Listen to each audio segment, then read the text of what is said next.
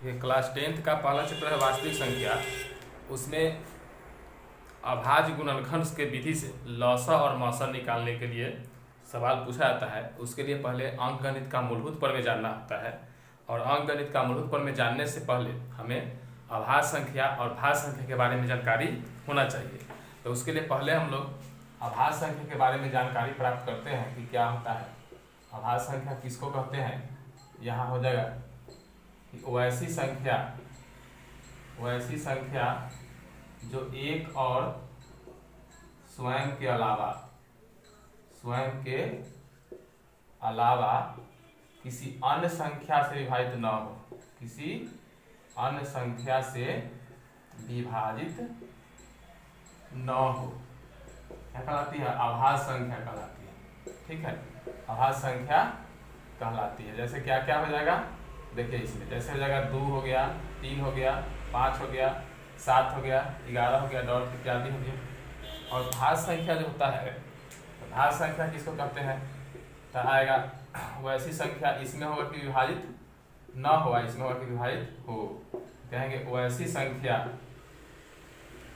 जो एक और स्वयं के अलावा किसी अन्य संख्या से भी विभाजित हो, किसी अन्य संख्या से भी विभाजित हो, क्या हो, तो वो कहलाएगा भाज्य संख्या। ठीक है, ये कहलाएगा भाज्य संख्या। जैसे कि क्या होगा, आप देख सकते हैं जैसे क्या क्या हो जाएगा। इसमें होगा 4, 6, 8, 9, 10, 12, ये सब भाज्य संख्या है। ठीक है, अभाज्य संख्या जो एक और स्वयं के अलावा किसी अन्य संख्या से विभाजित न हो, अभाज्य संख्या जो एक और स्वयं के अलावा किसी अन्य संख्या से ही विभाजित हो।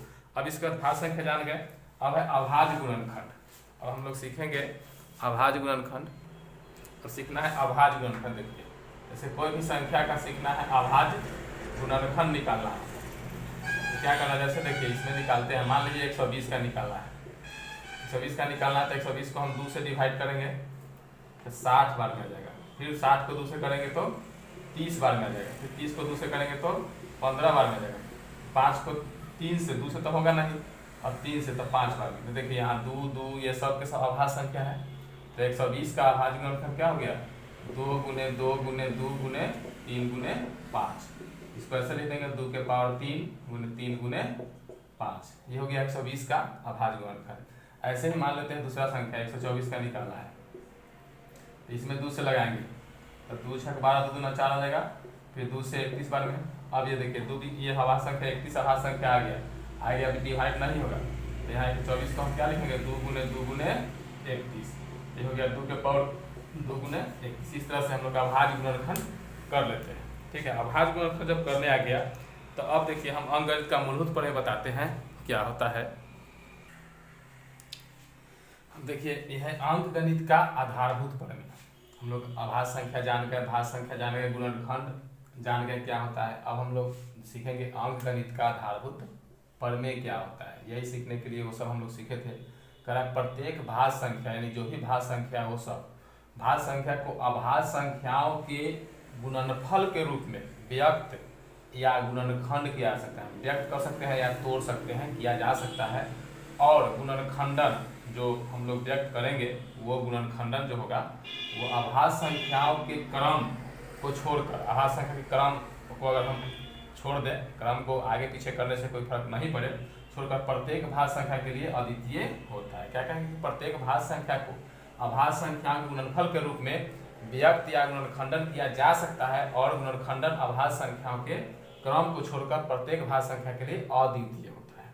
यही है अभाज्य अंकगणित का आधारभूत प्रमेय। जैसे कि देखिए 120 का गुणनखंडन करेंगे, 2 गुने 2 गुने 2 गुने 3 गुने 5। ठीक है, आ गया 5 3 15 दूना 30 दूना 60 120। तो ये आ गया। तो ये अब देखिए इसका गुणनखंड हम दूसरा कोई नहीं लिख सकते हैं।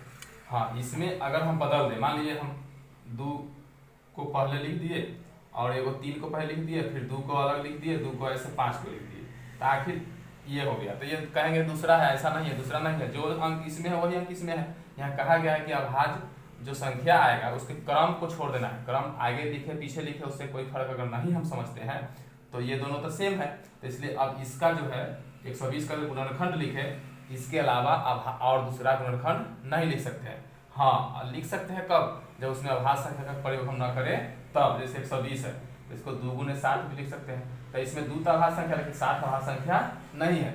लेकिन अभाज्य संख्याओं के गुणनखंड के रूप में लिखे तो सिर्फ और सिर्फ इसमें क्या आएगा, 2 आएगा 3 बार, 3 आएगा 1 बार और 5 आएगा 1 बार। इसके अलावा और कोई दूसरा नहीं लिखा सकता है। हाँ हम 3 को आगे पीछे 5 को इधर उधर करके लिखने से कोई लिख सकते हैं, उससे ज्यादा कोई चेंजिंग नहीं कर सकते, इसको ऐसे कर सकते हैं। ठीक है, 2 4 8 24 25 120 आ गए। तो ये जो हो गया 120 का सिर्फ और सिर्फ यही गुणनखंड हो सकता है, दूसरा कोई नहीं हो सकता है। 120 का लिखेंगे, पीछे निकाले हैं 2 दूना 4 और 4 गुने 31, ये आ गया। तो ये 124 का, इसके अलावा और कोई गुणनखंड नहीं लिख सकते हैं। ठीक है, ये हो गया। अब हम लोग इसी के आधार पर लसा मसा निकालना सीखेंगे। अंक गणित के आधारभूत पढ़ने से लसा और मसा निकालना सीखते हैं। अंक गणित का मूलभूत प्रमेय पढ़ लिए। अब हम लोग अंक गणित के मूलभूत प्रमेय से लसा और मसा निकालना सीखेंगे। देखिए लसा मतलब लघुत्तम समाप्त वर्ग, अंग्रेजी में शॉर्ट में कहेंगे, हिंदी में कहेंगे लसा, अंग्रेजी में कहेंगे LCM मतलब लोएस्ट कॉमन मल्टीपुल। वही मल्टीपुल आएगा उसमें सबसे कम वाला जो होता है वही होता है लघुत्तम समाप्त वर्ग। देखिए क्या कहता है कि संख्याओं में शामिल प्रत्येक अभाज्य गुणनखंड की सबसे बड़ी घात का गुणनफल। पहले अभाज्य गुणनखंड करेंगे और उसका कौन शामिल करेंगे, संख्याओं में जितना भी संख्या शामिल है, चाहे वो संख्या रहे 2 4 5 6 जितना संख्या रहे, उसमें जो भी संख्या शामिल है वो सभी संख्या का सबसे बड़ी घात का गुणनफल हम लोग लिख देंगे। तो ये हो जाएगा लसा। एग्जाम्पल में बताएंगे। हम मौसा निकालना हो महत्तम समापवर्तक मतलब highest common multiple HCF, highest common factor HCF, संख्याओं में प्रत्येक उभयनिष्ठ अभाज्य गुणनखंड की सबसे छोटी घात। देखिए इसमें जो भी संख्या शामिल है वो सभी संख्या में सबसे बड़ी घात का गुणनफल कर लेना है इकट्ठा। इसमें क्या करा है कि इसमें है संख्याओं में प्रत्येक उभयनिष्ठ, मतलब जो उभयनिष्ठ है सिर्फ उसी को देखना है। जो उभयनिष्ठ है उसमें सबसे छोटी घात वाला को गुणनफल निकालना है। तो जो उभयनिष्ठ है उसमें सबसे छोटी घात वाला संख्या का गुणनफल निकालेंगे तो आ जाएगा HCF। इसमें जो भी शामिल है वो सब का हम लोग बड़ी घात वाला गुणनफल निकालेंगे तो हो जाएगा लसा। देखिए जैसे एग्जाम्पल एक हम बनाते हैं 15 50 70 का लसा और मसा निकालेंगे। 15 का गुणनखंड हो गया 3 गुने 5, 50 का हो गया 2 गुने 5 गुने 5 यानी 2 गुने 5 के पावर 2, 70 का हो गया 2 गुने 5 गुने 7। देखिए पहले इसका निकालते हैं हम लोग लसा। लसा में क्या सीखे हैं, जितना भी संख्या शामिल है वो उसका सबसे ज्यादा घात वाला का गुणनफल। देखिए इसमें कौन कौन शामिल है, सबसे छोटी संख्या पहले लिखेंगे। देखिए इसमें सबसे पहले 2 शामिल है, तो 2 के घात यहाँ 1 है, यहाँ भी 1 है, 2 लिखा गया। अब इसमें 3 भी शामिल है, 3 के घात यहाँ और कहीं है 3 के घात 1 है। इसमें 5 भी शामिल है, 5 के घात यहाँ 1 है, यहाँ 5 के घात 2 है, तो 5 के घात 2 लिख लेंगे। और 7 के घात 1 है, 7 के घात लिखा गया, 7 1 लिखा गया। अब इसका लसा हो जाएगा। देखिए कितना हो जाएगा, 2 3 6, ये 25 का 150 15 100 150 गुने 7 तो हो जाएगा 1050 हो गया इसका लसा।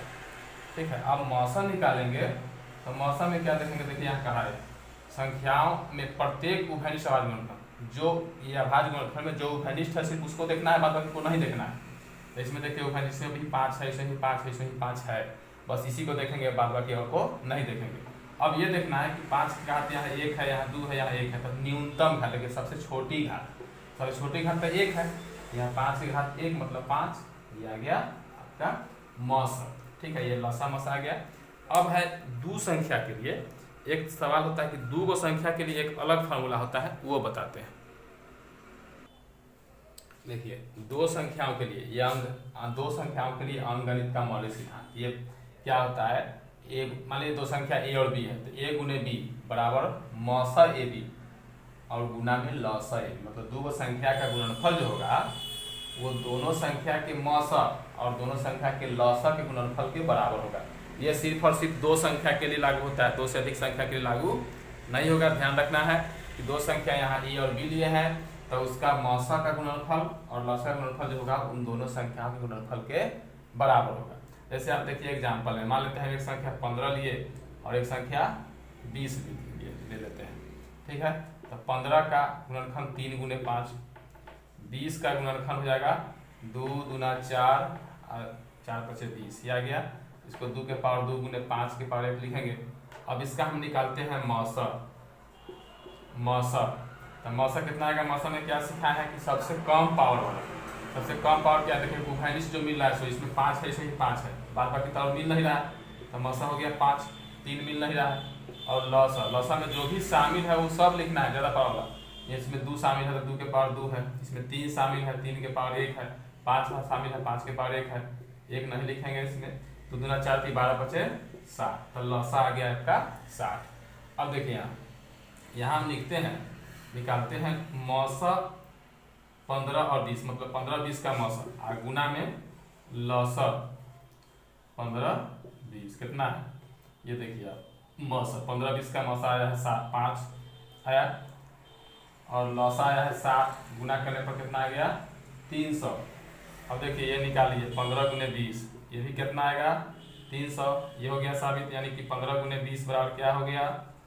15-20 का मौसा। ठीक है, और गुना में 15-20 का लौसा।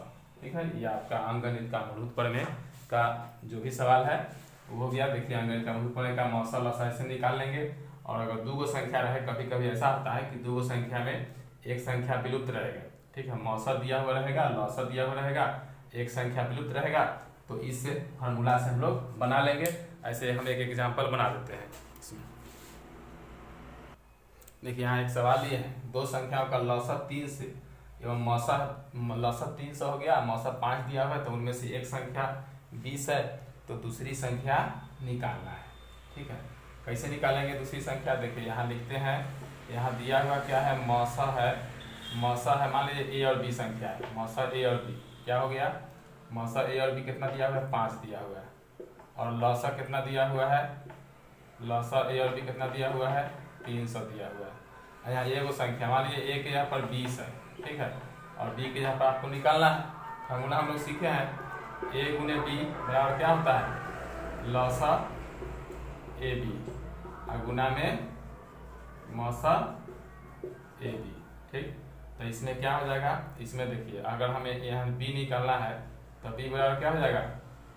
लौसा ए बी और गुना में मौसा ए बी और बटा में ए। क्या क्या है यहाँ देखिए, लौसा 300 और गुना में मौसा है 5 और बटा में ए जो है कितना? 20 है, तो 0 से 0 कट गया, 15 दूना 30 कितना आ गया? 75 हो गया। यानी दूसरी संख्या कितना है? 75 है। तो क्या कहेंगे यहाँ? दूसरी संख्या हो गया 75।